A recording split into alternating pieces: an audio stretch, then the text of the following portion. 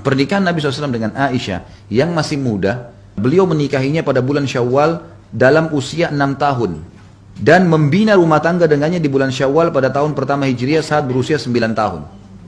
Nah di sini disebutkan di footnote nomor 24, ini menimbulkan banyak kecaman dari para kaum orientalis dan antek-anteknya tentang pernikahan Nabi SAW dengan Aisyah yang ketika itu masih berusia 9 tahun. Namun para ulama telah mengembalikan kecaman dan anak panah mereka pada leher mereka sendiri, sebagaimana telah menjadi ketetapan bahwa pernikahan Nabi SAW dengan Ummul Mukminin Aisyah adalah berasal dari perintah Allah, sebagaimana disebutkan dalam hadis.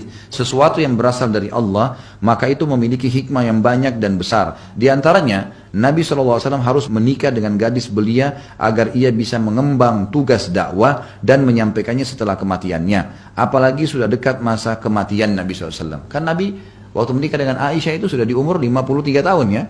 Nabi SAW meninggal umur berapa? 63. Jadi cuma fase 10 tahun hidup dengan Nabi SAW. Dan ini fase kaderisasi. Makanya riwayat-riwayat kalau dari perempuan paling banyak dari Aisyah radhiyallahu anha. Bahkan setelah Nabi SAW meninggal, umur beliau itu masih ada ulama mengatakan 17-18 tahun. Tapi menjadi ulamanya sahabat. Sampai banyak sahabat yang bertanya terutama berhubungan dengan masalah hubungan rumah tangganya Nabi SAW. Keadaan rumah, hukum-hukum wanita, haid, nifas, hukum berhubungan biologis, bermesraan dengan Nabi SAW. Ini semua dari Aisyah radhiyallahu anha. Ini salah satu di antara hikmahnya, sebab Ummul Mukminin Aisyah tergolong sahabat yang paling banyak meriwayatkan ucapan dan perbuatan Nabi SAW. Dialah yang menyampaikan kepada umat tentang kehidupan Nabi secara khusus berupa qiyamul lail, tidur, sholat, pekerjaan di rumahnya, kehidupan rumah tangga, dan banyak lainnya. Ini tidak dimiliki oleh seorang pun dari istri-istri yang lain, seandainya ia berusia tua. Niscaya ia mati selang beberapa waktu dari kematian Nabi SAW. Bersamaan dengan itu pula lenyapnya mayoritas sunnah dan berita tentang kehidupan Nabi SAW. Jadi ternyata betul di antara istri Nabi SAW termasuk Aisyah ini istri Nabi yang paling lama meninggal dunia karena masih muda, dan dengan itu umat banyak mengambil pelajaran dari Aisyah radhiyallahu anha. Beliau Nabi Muhammad SAW tidak menikah dengan satu gadis pun selainnya, dan wahyu tidak pernah turun pada beliau saat berada di selimut wanita selainnya. Maksudnya pada saat berada di rumah wanita lain tidak pernah wahyu turun, tapi kalau di rumah Aisyah wahyu sering turun, gitu kan? Ini menandakan memang ada hukum tersendiri yang Allah inginkan pernikahan Nabi SAW dengan Aisyah. Aisyah adalah wanita yang paling dicintainya dan pembebasannya turun dari langit ketujuh. Sudah tahu masalah ini ya? Jadi pernah waktu Nabi SAW pulang dari perang Bani Mustalik namanya. Perang ada satu suku namanya Mustalik. Itu Nabi SAW pulang, ternyata waktu pasukan lagi istirahat, Aisyah radhiyallahu anha ini rupanya punya hajat. Orang zaman dulu maaf kalau mau kencing, mau buang air besar pergi ke padang pasir. Kan ini istirahat dengan padang pasir ya. Maka Aisyah pun radhiyallahu anha keluar dari gerandahnya. Waktu dia kembali pasukan sudah jalan. Sahabat ini pikir Aisyah ada di dalam. Karena 4 orang yang pikul jadi tidak terasa bebannya. Karena Aisyah juga badannya kecil, gitu kan? Maka pada saat Aisyah radhiyallahu anha kembali di situ, ternyata pasukan sudah jalan. Aisyah radhiyallahu anha pun turun duduk di atas sebuah batu, gitu kan? Dan pada saat itu sudah turun ayat hijab, maka beliau sudah menggunakan cadar. Gitu. Kata Aisyah, saya pun membuka cadar saya untuk menghirup udara, gitu kan? Lebih ini karena sambil menunggu orang. Ternyata di pasukan Nabi SAW ada satu sahabat mulia namanya Safwan. Safwan ini orang yang sangat mulia, orangnya tidak pernah ganggu-ganggu perempuan, orangnya baik sekali, gitu kan? Dan dia tugasnya karena amanah orangnya di pasukan itu Nabi SAW suruh dia terlambat. Jadi dia selalu terlambat, nanti pasukan jalan dilihat dia jalan terakhir. Nanti kalau ada pedang yang jatuh diambil, ada kendi air diambil. Tugasnya dia itu, ngumpulin barang-barang yang tertinggal. Baik. Waktu Safwan melihat Aisyah radhiyallahu anha dari jauh, kata Aisyah, dia pun mengenalku karena dia mengenal wajahku sebelum turun ayat hijab, gitu kan? Maka dia pun berkata, Inna lillahi wa inna ilaihi raji'un. Lalu mendekatkan untanya ke arahku tanpa melihatku. Enggak memandang apa-apa nih. Dan Aisyah sudah paham, unta itu disuruh duduk, maka Aisyah berarti disuruh naik ke atas. Karena Aisyah termasuk yang ketinggal di dalam perang ini. Harus dibawa gitu kan. Maka Safwan punya tugas, dinaikkanlah. Kata Aisyah, sepanjang jalan tidak pernah Safwan ngomong satu kalimat pun, saya pun tidak bertanya. Ini kadang-kadang ini sekalian pelajaran Bapak Ibu sekalian. Kalau tolong orang jangan tanya kamu kenapa terlambat, kamu di mana, nggak ada urusan. Sekalian kenalan, ini nggak ada. Nah iya, ini pelajaran. Karena kalau membantu orang ya bantu orang, gitu kan? Subhanallah, pasukan Nabi SAW istirahat di satu tempat lagi, ya, di kejauhan. Nabi SAW biasanya kalau perang memang membawa salah satu dari istri beliau. Nah kebetulan waktu itu Aisyah yang ikut kan, radhiyallahu anha. Nabi SAW biasa kalau lagi istirahat, istrinya turun dari geranda, bantu siapin makanan, layanan seorang istri kepada suaminya. Maka Nabi SAW lihat tidak ada Aisyah. Mana Aisyah? Sahabat pergi ke geranda, wahai Aisyah, Ummul Mukminin, nggak nyaut. Berapa kali nggak nyaut? Dibuka gorden nggak ada. Tersebar berita waktu itu, Aisyah ditangkap oleh musuh. Satu pasukan nih tersebar, gitu kan? Luar biasa beritanya tiba-tiba. Tidak lama kemudian sementara lagi tersebar ini, jangan sampai Aisyah diambil oleh pasukan, kita harus menyerang kembali nih dan seterusnya. Dari kejauhan, lagi siang bolong seperti ini, untanya Safwan jalan, Aisyah di atas. Safwan pegang. Ini kalau ibu-ibu nih, kalau bapak-bapak, lihat pasangannya tiba-tiba begitu. Di mobil ada sama orang lain. Langsung syaitannya berbicara. Padahal belum tahu masalah nih, gitu kan? Belum tahu masalah, ini gini. Maka yang paling pertama dilakukan oleh pimpinan orang munafik Abdullah bin Abi Salul, mana bisa laki-laki perempuan jalan berdua tidak zina. Langsung vonis. Tersebar itu seperti virus di dalam pasukan muslimin, Aisyah berzina sama Safwan. Tersebar berita. Ada banyak orang-orang beriman kena nih fitnah ini, gitu kan? Waktu itu Aisyah tidak tahu apa-apa nih, nggak ngerti nol, nggak tahu apa-apa. Beliau pun akhirnya bilang, saya masuk ke pasukan, sementara mata-mata orang ini semuanya pada kaget karena sudah tersebar berita nih. Dan unta kan jalannya pelan, dari kejauhan berarti begitu tersebar berita itu ini makin dekat dengan pasukan makin tersebar nih. Ini kalau gosip ini luar biasa nih. Ini jangankan Nabi SAW, istri seorang ustadz selingkuh sudah heboh semua gitu. Ini apalagi istri Nabi, kacau balau semuanya. Dan ini pelajaran luar biasa Bapak Ibu sekalian. Maka yang terjadi pada saat itu Aisyah pun berkata, saya masuk ke dalam pasukan dan ternyata terdengar oleh telinga Nabi SAW kalau Aisyah berzina sama Safwan. Dan biasanya Nabi SAW kalau ada informasi apa-apa pasti wahyu turun nih, beritakan benar atau enggak, gitu kan? Benar atau enggak. Bayangkan Bapak Ibu sekalian, waktu itu wahyu terputus sebulan. Nggak ada wahyu dari langit. Bagaimana posisi bapak-bapak sekarang kalau sampai istrinya dituduh selingkuh begitu?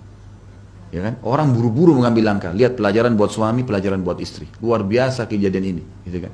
Maka Aisyah mengatakan, saya pun melayani Nabi SAW seperti biasa. Saya tetap ceria sampai ke Madinah, gitu kan? Tapi perilaku Nabi sudah berubah, kata Aisyah. Kalau Nabi SAW datang ke rumah saya tidak seperti biasa. Ada perubahan, dia rasakan perubahan gitu. Kayak mungkin kalau istri tahu kalau suaminya cemberut, mungkin apa, dia tahu ini ada perubahannya. Lalu Aisyah dengan adabnya apa? Perhatikan ibu-ibu. Kalau ibu-ibu kadang-kadang lihat suaminya berubah langsung, kenapa kok berubah? Ada wanita lain, ini macam-macam. Aisyah berkata, ya Rasulullah, kalau anda tidak ada hajat dengan saya. Ini lihat romantisnya dalam Islam nih. Lagi ada fitnah terjadi, ngomongnya masih santun. Kata Aisyah, ya Rasulullah, kalau anda tidak punya hajat dengan saya, izinkan saya pulang ke rumah orang tua saya. Kata Nabi SAW, baiklah. Diantar baik-baik sama Nabi SAW ke rumahnya Abu Bakar. Seperti biasa orang kalau ribut, diantar ke mertuanya. Tapi adabnya, Aisyah minta dengan baik, kalau anda tidak punya hajat. Bukan bilang, kenapa kau marah, kenapa kamu begini. Tidak. Yang terjadi Bapak Ibu sekalian, kata Aisyah, kemudian saya pun pulang ke rumah orang tua saya tetap ceria. Nggak ngerti apa-apa nih. Beliau tidak ngerti apa-apa, subhanallah, gitu kan. Sampai datang seorang wanita dari Ansar yang datang melihat Aisyah, waktu datang disambut sama Aisyah, dipeluk, ngobrol, canda kayak teman lagi sama temannya, nggak ada masalah gitu. Perempuan ini rupanya merasa prihatin, lalu dia mengatakan, wahai Aisyah, wahai anaknya orang yang terpercaya, Siddiq, apa kau tidak dengar apa yang tersebar di Madinah? Kata Aisyah, tidak, sama sekali saya tidak tahu ada apa.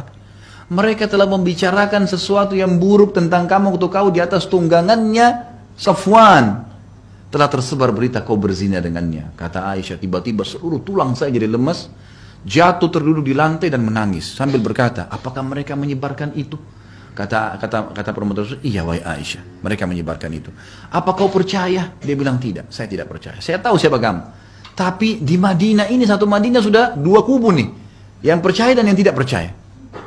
Kata Aisyah, saya pun menangis dan saya hanya berkata, ini sebabnya kenapa Rasulullah SAW berubah. Saya sudah mulai tahu nih. Kata Aisyah, semenjak itu saya menangis terus, gitu kan.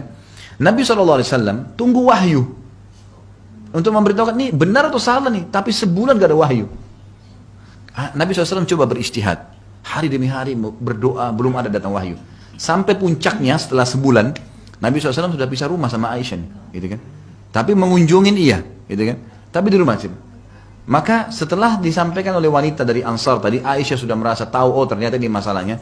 Nabi SAW rupanya waktu itu tidak mengunjungi Aisyah, tapi Nabi SAW lagi mengumpulin sahabat dari sahabat Muhajirin dan Ansar di masjid beliau. Lalu beliau mengatakan, kenapa ya ada orang yang menyakiti aku di keluargaku, menuduh keluargaku sesuatu yang tidak benar dan aku tidak tahu kecuali kebaikan darinya, dan menuduh salah satu sahabatku, maksudnya Safwan, orang yang sangat takwa kepada Allah. Kenapa ada orang sebarin berita ini nih? Semua orang di Madinah tahu penyebarnya adalah kepala munafik, Abdullah bin Abi Salul. Tapi adabnya Nabi, Bapak Ibu sekalian dalam Islam begitu. Kita kalau benci pun sama seseorang, jangan sebutin namanya. Nabi SAW tidak bilang, ini si fulan nih, enggak. Padahal Nabi SAW Nabi, Raja, bisa ambil keputusan pada saat itu. Mungkin kalau Raja sekarang itu main hukum sembarangan saja gitu kan. Lalu rupanya sahabat ini sudah tahu nih siapa yang dimaksud. Orang ini Abdullah bin Abi Salul, kepala munafikin dari suku Khazraj namanya. Di Madinah dulu ada dua suku Arab Madinah yang nanti namanya Ansar, Aus dan Khazraj, dua suku ini. Nah, Aus dan Khazraj ini, dari Khazraj itu ada Abdullah bin Abi Salul nih, kepala munafikin yang buat fitnah. Maka tiba-tiba berdiri orang dari Aus, dari suku yang satu, mengatakan, ya Rasulullah, kami tahu siapa yang Anda maksud. Perintahkan kami tebas lehernya. Ini dari Aus nih. Berdiri satu orang dari Khazraj, dia tahu siapa yang dimaksud nih. Ini sudah mulai muncul fitnah besar, suku sama suku sudah mulai perang nih. Kata si dari orang Khazraj ini kepada Aus, demi Allah, kau tidak mengucapkan itu kecuali karena kau tahu dari suku kami. Kenapa kau berani mau tebas lehernya? Ribut nih. Berdiri lagi satu orang dari Aus, dihardik lagi yang tadi yang satu nih, yang terakhir. Dikatakan, kamu munafik, kenapa kau bela dia? Ini menyakiti Rasulullah, tebas lehernya, ribut nih. Waktu Nabi SAW lihat ribut sahabat, turun dari mimbar. Nabi diam, nggak ngomong apa-apa. Ini tambah besar fitnahnya. Sahabat pun sering ribut nih. Ini luar biasa gitu ya. Maka Nabi SAW pun menuju ke rumah Abu Bakar. Ini sekarang keputusan terakhir nih. Wahyu belum turun. Datang ke rumah Abu Bakar. Setelah salam sama Abu Bakar mertuanya, gitu kan. Kemudian beliau datangi Aisyah. Aisyah lagi nangis, gitu kan. Rupanya di sini Aisyah sudah tahu berita. Awalnya tidak seperti itu. Lalu kata Nabi SAW, ini lihat adab seorang suami pada istrinya, kalau informasi masih simpang siur, belum jelas. Apa yang harus dilakukan? Nabi SAW duduk sebelah Aisyah lalu mengatakan, wahai Aisyah, dengan suara baik, santun. Kalau kau benar melakukannya, bertaubatlah sama Allah. Allah Maha Pengampun. Kalau kau tidak lakukan, pastikan Allah akan menurunkan pembelaanmu dari langit ketujuh.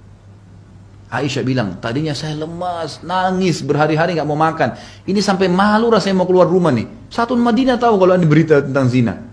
Dia bilang, tiba-tiba saya punya kekuatan, saya berdiri dan saya mengatakan, ya Rasulullah, Anda pun terpengaruh dengan informasi itu. Artinya, luar biasa kalau sampai suami saya pun begitu. Nabi SAW diam. Kata Aisyah, wahai ayahku, Abu Bakar, tolonglah. Ya, jawab Rasulullah SAW. Jangan Rasulullah pun terpengaruh dengan berita itu. Saya nggak lakukan.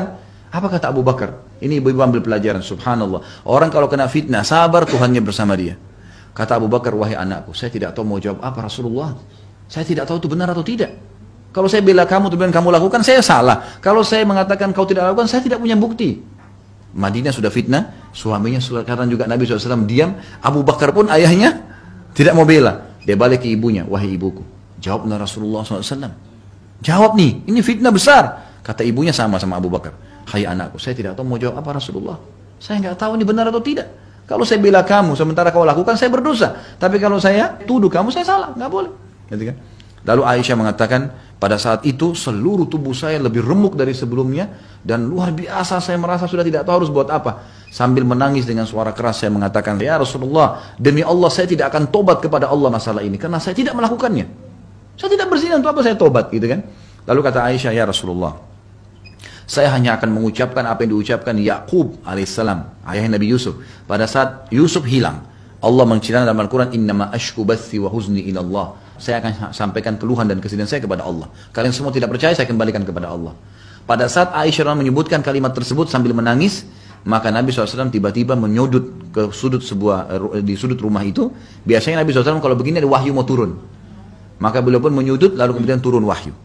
Beberapa saat kemudian kata Aisyah, saya melihat Nabi SAW berkeringat, karena beliau biasa kalau turun wahyu berkeringat.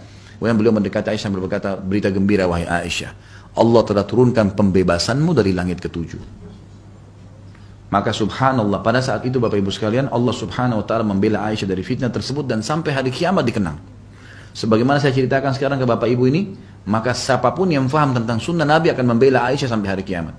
Satu kali dituduh, ya, fitnah 1 bulan, Allah bela seumur hidup dunia ini sampai hari kiamat. Bagaimana orang kalau sabar, bagaimana suami sabar, bagaimana istri sabar. Ada fitnah terjadi, jangan buru-buru menghakimi, menuduh, menyalahkan, karena kita tidak tahu. Tapi Allah tidak akan tinggal diam dengan kejadian yang ada. Allah akan bongkar dengan caranya. Sabar, pahala sabar didapatkan kalau cobaan datang. Kalau nggak ada cobaan, kapan kita bisa dapat pahala sabar? Nggak boleh buru-buru. Ini makna daripada perkataan tadi di sini dikatakan, dan dialah adalah wanita yang diturunkan pembebasannya dari langit ketujuh. Ini maknanya. Lalu Nabi SAW tentu menghukum, diperintahkan oleh Allah untuk mencabuk orang-orang yang membuat fitnah, ya, 80 jerah. Umat yang telah sepakat atas kekafiran siapa saja yang menuduhnya berzina. Kalau ada yang sudah turun ayat, sudah membebaskan Aisyah dan kemudian masih dia katakan Aisyah berzina, seperti orang-orang Syiah sekarang, udah itu jelas. Kekufuran. Gimana caranya istri Nabi dituduh berzina? Gak mungkin. Zaman dulu saya dituduh terus turun ayat membelahnya. Gitu kan. Ia adalah istimewa yang paling fakih. Jadi Aisyah memiliki istimewa, istri yang paling istimewa dan paling fakih. Paling faham hukum fikih dan paling tahu tentang urusan agama. Bahkan ia adalah wanita yang paling fakih dan paling tahu tentang urusan agama dari kalangan wanita umat ini secara mutlak. Para pemuka sahabat Nabi merujuk pada ucapannya dan meminta fatwa kepadanya. Ada yang mengatakan bahwa ia membuang kata-kata dari Nabi SAW, namun ini sama sekali tidak terbukti. Ada yang mengatakan Aisyah dusta, itu tidak benar. Sebagaimana dikarang-karang oleh orang-orang Syiah ini. Mereka memang membenci para sahabat dan subhanallah orang yang paling dibenci adalah orang-orang justru yang paling dekat dengan Nabi SAW. Sampai saya kadang-kadang melemparkan perkataan yang mudah-mudahan orang Syiah bisa faham tuh. Kadang-kadang kalau kita tanya ada orang Syiah, pernah teman saya berbicara sama orang Syiah. Kebetulan mereka dekat dan sama-sama turunan Habaib nih, turunan Nabi. Gitu kan. Yang satu Syiah, yang satu Sunni. Gitu kan. Yang Syiah, yang Sunni ini berkata kepada yang Syiah, bagaimana kabar antum? Oh baik, alhamdulillah.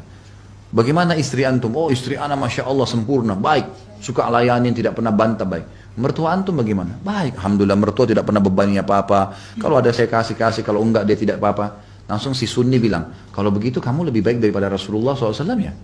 Kamu lebih baik daripada kakek kita nih. Tiba-tiba kaget si Syiah ini. Dia mengatakan, kok bisa? Tentu saja Rasulullah lebih baik. Kata dia, enggak. Pasti kamu lebih baik. Karena bagi kamu mertua Nabi itu buruk. Abu Bakar dan Umar. Kau mertuamu baik. Berarti kamu lebih baik daripada Nabi karena istrimu lebih baik. Aisyah kamu kafirkan, kamu katakan berzina. Berarti kau lebih baik dari Nabi. Diam si Syiah ini.